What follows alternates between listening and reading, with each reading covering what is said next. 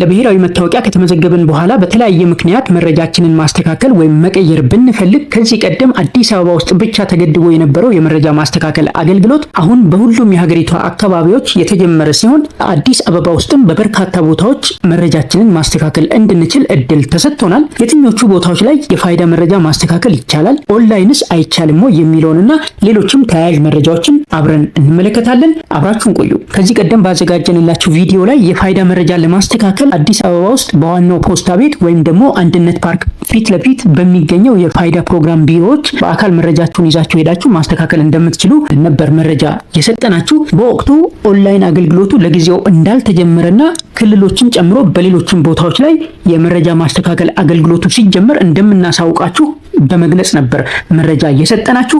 በዚህም መሰረት አሁን የፋይዳ መረጃ ማስተካከል አገልግሎቱ በኦንላይን በተወሰነ መልኩ ተጀምሯል። እንዲሁም አዲስ አበባ ብቻ ሳይሆን በክልሎችም የፋይዳ መረጃ ማስተካከል ተጀምሯል ማለት ነው። የፋይዳ መታወቂያን ኦንላይን ማስተካከል የሚቻለው በምዝገባ ወቅት ፎርሙን ስንሞላ እኛ በትክክል ሞልተን፣ ነገር ግን የምዝገባ ባለሙያው በፈጠረው ስህተት ምክንያት ሲስተም ላይ ሲገባ ተሳስቶ ከሆነ ያንን ሁሉንም መረጃ በቀላሉ ኦንላይን ማስተካከል እንችላለን። id.et አፕዴት ላይ በመግባት ሁሉንም መረጃ ማስተካከል እንችላለን።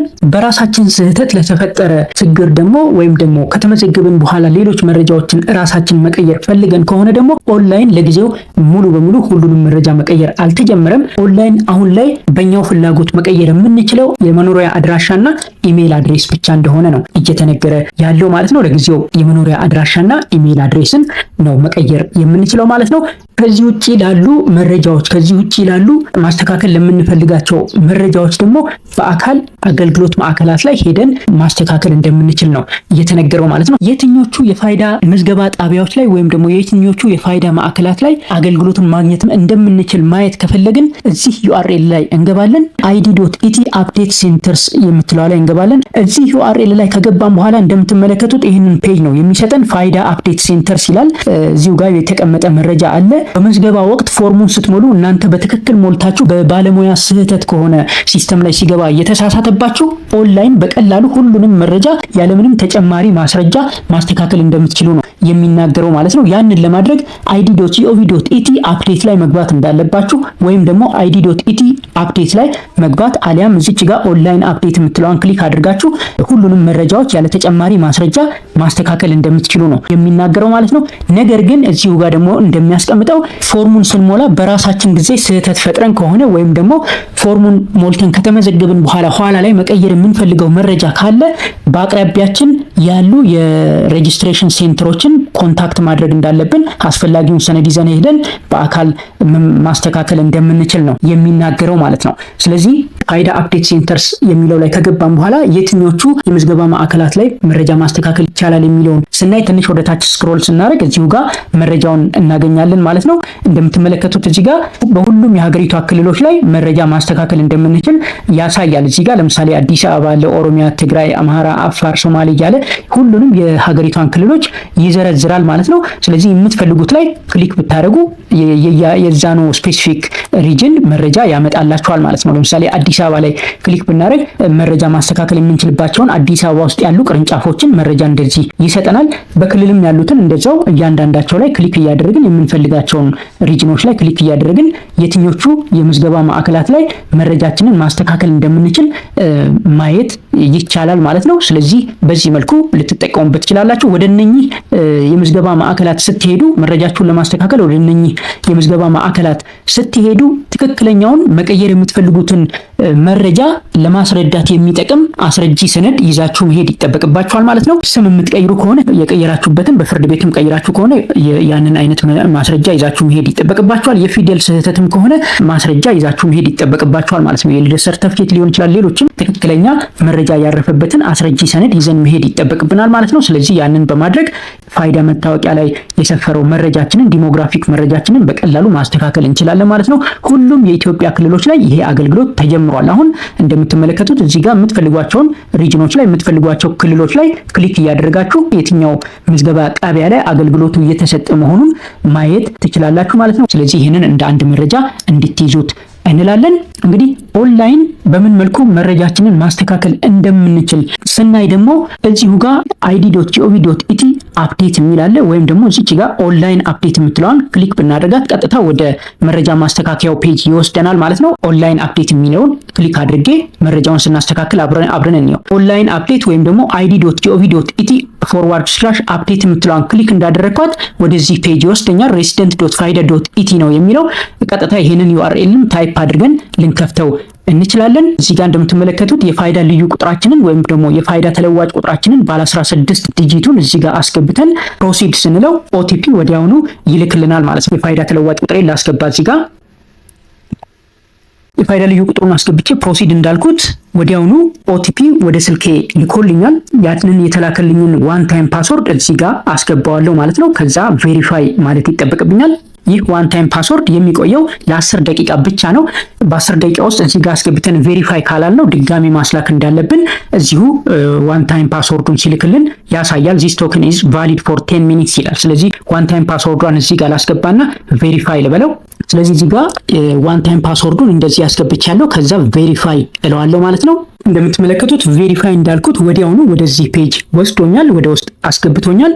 እዚህ ጋር አሁን ቋንቋው በእንግሊዝኛ ስለሆነ የሚያሳየኝ ይሄ ነው። ቋንቋውን ከፈለኩ በአማርኛ ማድረግ እችላለሁ። እንደ የፍላጎቴ ቋንቋውን መቀየር እችላለሁ። እዚህ ጋር እንደምትመለከቱት የስነ ህዝብ መረጃ ማስተካከያ ይላል። ትክክለኛ የስነ ህዝብ መረጃ ይላል። እንግዲህ ፎርሙን ስንሞላ እኛ በትክክል ሞልተን መዝጋቢ ባለሙያው የፋይዳ መታወቂያ ፕሮግራም ቢሮ ላይ ምዝገባውን ሲያከናውን የነበረው ባለሙያ ሲስተም ላይ ሲያስገባ ስህተት ፈጥሮ ከሆነ እቺኛዋን ኦፕሽን እንጠቀማለን። ትክክለኛ የስነ ህዝብ መረጃ ወይም ደግሞ ኮሬክት ዲሞግራፊክ ዳታ ነው የሚለው በእንግሊዝኛ ብናደርገው ማለት ነው። እቺን እንጠቀማለን ማለት ነው። እኛ ደግሞ በራሳችን ስህተት ፎርሙን ስንሞላ ፎርሙ ላይ በትክክል ያላሰፈርነው መረጃ ካለ ወይም ስንሞላ ፎርሙን ራሳችን ተሳስተን ከሆነ የስነ ህዝብ መረጃ ማስተካከያ ወይም ደግሞ አፕዴት ዲሞግራፊክ ዳታ የምትለዋን እንጠቀማለን ማለት ነው። የስነ ህዝብ መረጃ ማስተካከያ ወይም ደግሞ አፕዴት ዲሞግራፊክ ዳታ የምትለዋን ክሊክ ስናደርጋት ይህንን መረጃ ነው የሚሰጠኝ። እዚህ ጋር በራሴ ስህተት ከሆነ ወይም ደግሞ ራሴ መረጃ መቀየር ፈልጌ ከሆነ ሁለት ነገሮችን መቀየር እችላለሁ። ሌሎቹ መረጃዎች በአካል ሄጄ ነው መቀየር ያለብኝ። ሁለቱ ነገሮች ምንድናቸው? ኢሜይል እና የመኖሪያ አድራሻ ማስተካከል እንችላለን ማለት ነው። ስለዚህ ማስተካከል ከፈለግን እዚህ ጋር እንመጣና አስተካክል የምትለዋን ክሊክ እናደርጋታለን። እቺ አስተካክል የምትለዋን ክሊክ እንዳደረግናት እዚች ጋር የራይት ምልክት ያደርግባትና እነኚህ አክቲቭ ይሆናሉ፣ ኤዲተብል ይሆናሉ ማለት ነው። ስለዚህ እዚህ ጋር አዲስ መቀየር የምንፈልገውን መረጃ እንቀይራለን። አዲስ አበባ አድራሻው ላይ ማስፈር ያለባችሁ መምረጥ የምትፈልጉትን መረጃ በሙሉ ታስቀምጣላችሁ፣ ትመርጣላችሁ ማለት ነው። ይሄንን እንዲህ መረጃውን አስተካከልኩኝ። መረጃውን እንዲህ ካስተካከልኩኝ በኋላ ማስረጃ ማስገባት ይኖርብኛል። አሁን አድራሻ ነው እንድቀይር የፈቀደልኝ። ስለዚህ ይሄንን አድራሻ በትክክል የሚያሳይ ሰነድ መምረጥ ይኖርብኛል። እዚህ ጋር ከተፈቀዱ የሰነድ አይነቶች አንዱን ይምረጡ ይላል። ለምሳሌ እዚህ ጋር ክሊክ አድርጌ ምንድነው የቀበሌ መታወቂያ ነው፣ መንጃ ፈቃድ ነው ወይስ ሌሎች ማስረጃዎች ናቸው የሚለውን እመርጣለሁ። ብዙ አሉ የተዘረዘሩ። ከዚህ ውስጥ ትክክለኛውን እዚህ ጋር የሞላሁትን አድራሻ የሚያሳይ ማስረጃ ከዚህ ጋር መምረጥ ይኖርብኛል ማለት ነው። እዚህ ጋር የሞላሁትን አድራሻ ትክክለኛነት ወይም ደግሞ ሌላ መረጃ ከሆነ ያንን መረጃ በትክክለኛ መልኩ የሚያሳይ ማስረጃ አፕሎድ ማድረግ ይኖርብናል ማለት ነው። ለጊዜው የቀበሌ መታወቂያ ልምረጥ።